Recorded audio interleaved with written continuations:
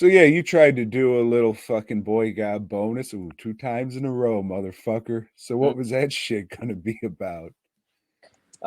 Okay, so I mean, I was gonna talk about some comical books. Where the hell did everything fall? Yeah, it did. I'm not prepared, Tom. That's all right. You never are, and we still get through it. Okay, so like uh, like I read a lot, Tom. Mm. Hey, we're live. We are live. God damn it, Joe. We're live, so focus. Oh fuck! I posted that on the thing. I didn't share it. Oh, I'm gonna go give it one of those cry reactions. All right, so about these fucking books, man. You read books, you like books.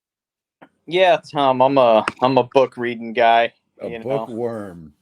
Yeah. So as when I was younger, very impressionable.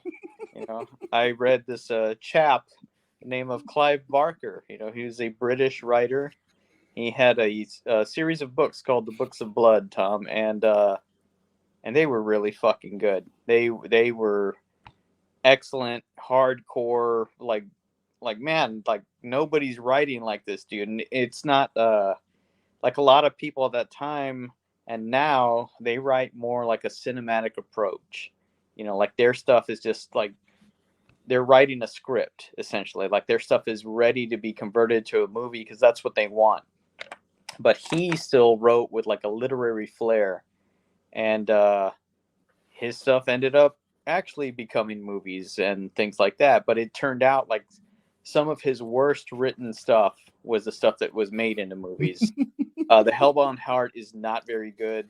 Cabal, which they made into Nightmare, that's bad. It's just poorly written and reads like a first draft. But all that other stuff was good. Then he started doing novels. Some of them were good. A lot of them were not. He did some that were just thick as fuck. Like there's a book called Magica that's just like, man, when is this thing gonna end? Not Magica, the Okay, Dio I was album. gonna say I heard the Magica. album. No. Um, so it kind of, like I would read his stuff and it was hit or miss or whatever. There was a lot of stuff that was adapted for comics. They would adapt a lot of his short stories, this and that. They did the Great and Secret Show. They adapted that. Of course, they did Hellraiser stuff and Nightbreed. They continued the story, and those were actually pretty good, but he had no involvement with them. But then he came and did this Next Testament. He did this for Boom Comics, and this was a totally original thing. It looks like he plotted it, and then this other guy, Mark Miller, came and did not to be confused with Mark Millar, who did like a bunch of really good comics. This is with an E, not an A. Yeah, this guy, uh, I hadn't seen or read anything that he'd done. I guess he does the new Hellraiser book for Boom, but this was I guess plotted a lot by Barker. And then there's this other artist, Jaime Zhang. I don't know how to pronounce this or Jaime what. Jimenez? I don't know.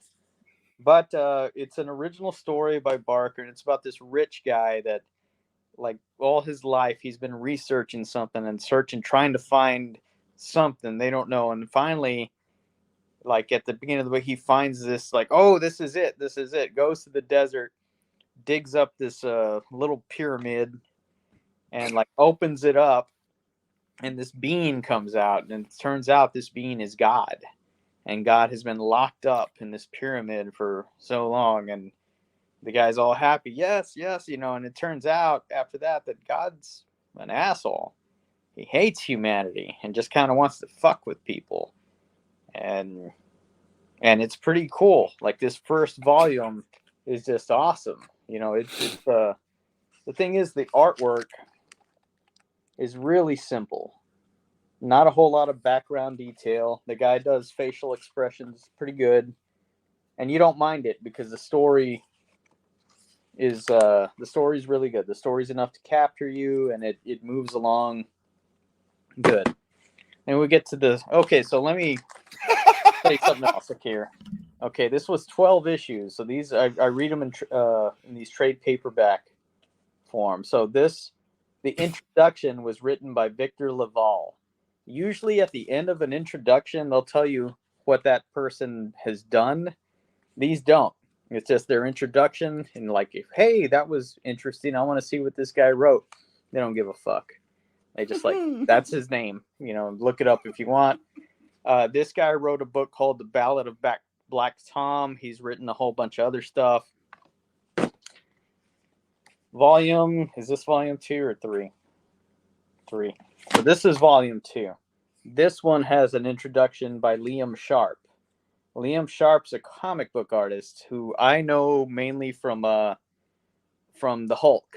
He did the Hulk for a while, and he did Man-Thing. Like they did a series, I think it was Strange Tales. They relaunched Strange Tales with J.M. DeMatteis writing it and Liam Sharp doing the art. It's pretty good stuff.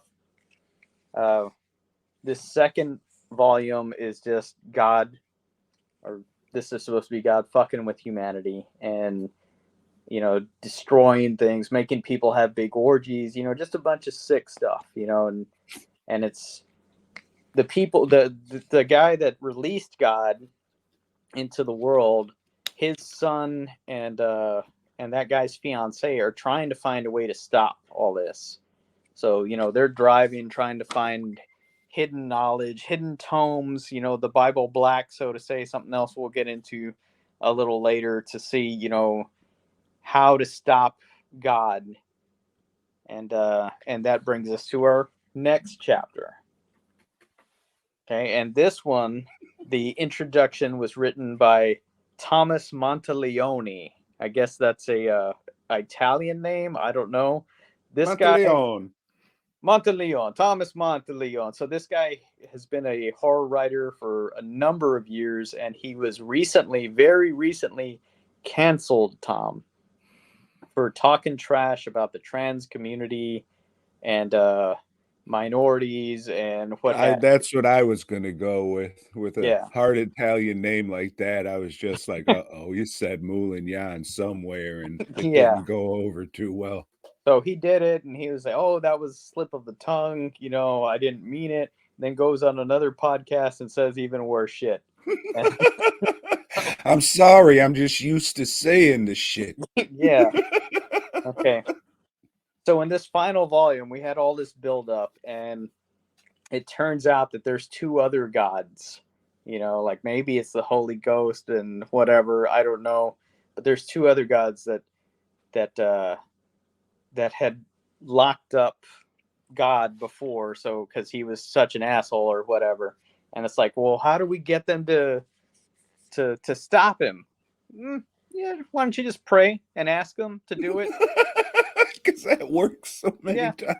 And that's what they do, and they lock up the God again. And this one, the panels get bigger, a lot bigger. There's a lot of splash pages, because like they're just trying to wrap this up.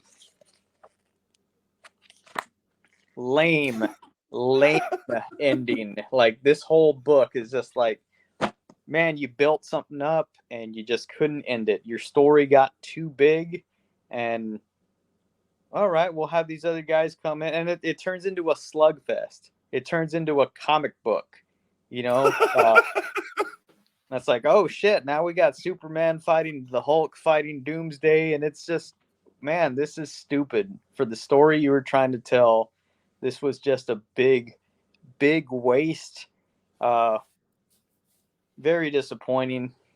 As some of you know, I have a comic box now that I take to conventions to sell stuff that hey, yeah, sure, read it if you want. You're a Clive Barker fan, then you gotta have it.